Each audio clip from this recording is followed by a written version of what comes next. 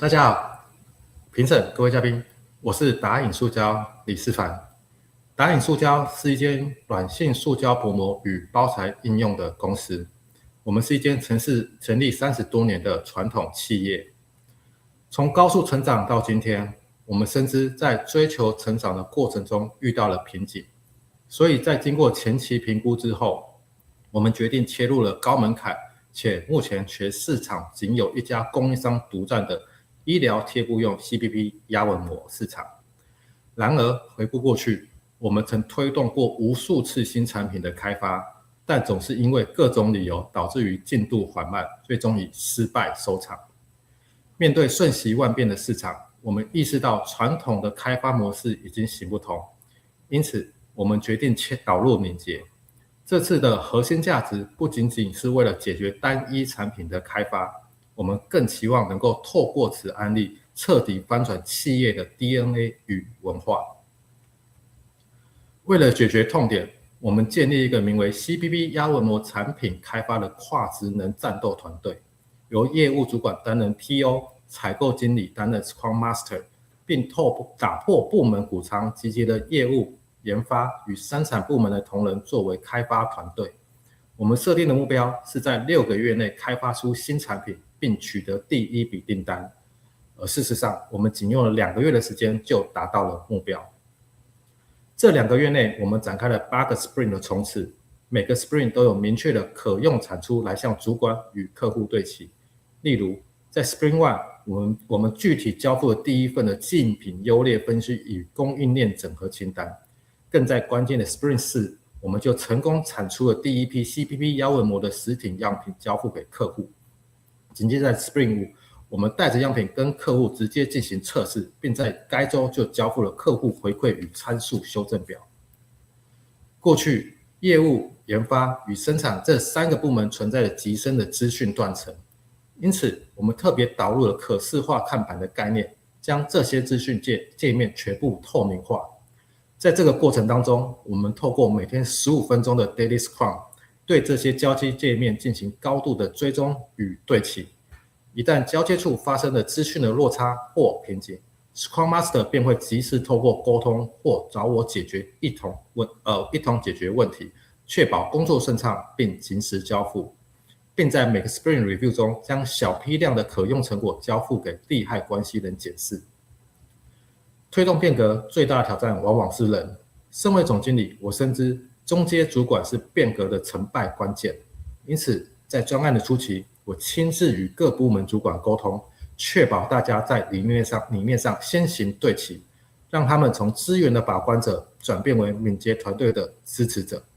面对同仁的抗拒，我不再直接下达指令要求配合，而是陪伴他们看见导入敏捷的为什么，引导团队找到自己的节奏与价值。为了展现具体承诺，我提供了3大资源与支持。第一，外聘顾问与共学机制。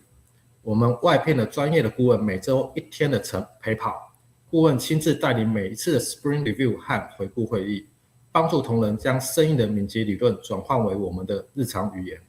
第二，决策透明与消除障碍。我们全面导入了可视化实体看板，当面对跨部门意见分歧时，我们不再凭职务高低或主观直觉来做决策，而是完全依据 Sprint 产出的实际测试数据来决定下一步。这种透明度能够让员工感受到公司是玩真的。同时，我亲自替同仁挡下 Sprint 期间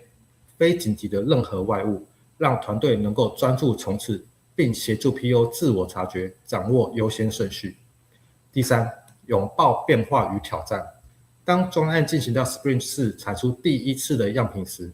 我们同仁跟我报告，目前的样品压纹纹路与深度都未达到客户现有的产品规格，生怕我们交付这样的半成品给客户测试，会破坏了过去这段时间客户对我们的信任，更会打坏业务之间苦心经营的成果。因此，希望我们能先产出完美的样品，再交付给客户进行测试。在那一刻，我必须不断衡权着我们是要妥协回到过去的传统的模式，还是大胆的将这个不完美的样品交付给客户。而我知道，如果这次我退缩了，这家30年老厂的敏捷 DNA 将永远长不出来。因此，我告诉团队，就算客户不满意，责任算我的。我选择完全信任开发团队，坚持让他们带着那批不完美的样品去与客户进行沟通测试。结果也证明了，这个决定让我们拿到了最宝贵真实的参数修正建议。这场实践是我身为总经理的深刻自省。我体悟到，高阶主管不该是下达指令的人，而应该是团队的思维陪练者。我不给标准答案，而是引导成员写下想法。我给予资源，消除障碍，陪伴团队长出自己的敏捷 DNA。敏捷带来的不只是过程的顺畅，更是实际的商业效益。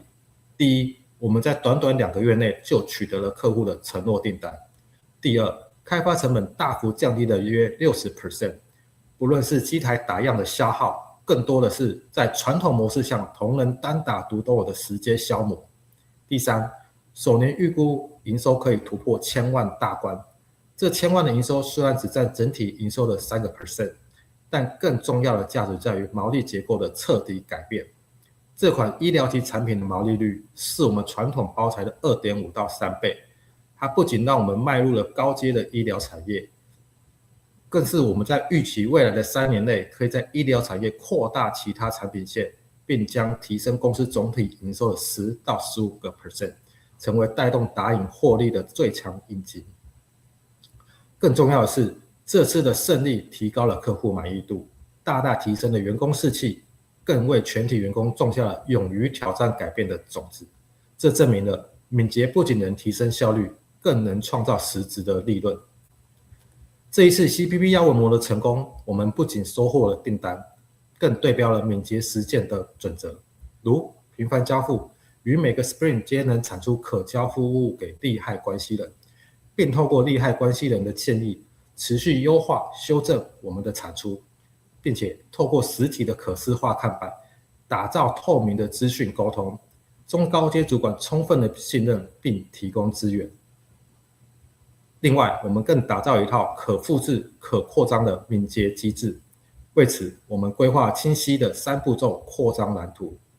第一，经验标准化。我们将外聘顾问的指导与实战经验汇编成公司专属的敏捷开发内训教材，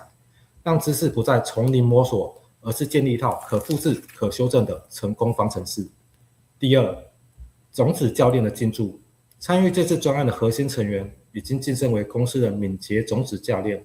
在随后启动了2项重要计划 PVA 水龙膜专案以及仓储物流改善专案。这批教练分别打散进驻到新的跨职能团队当中，复制这次的成功模式。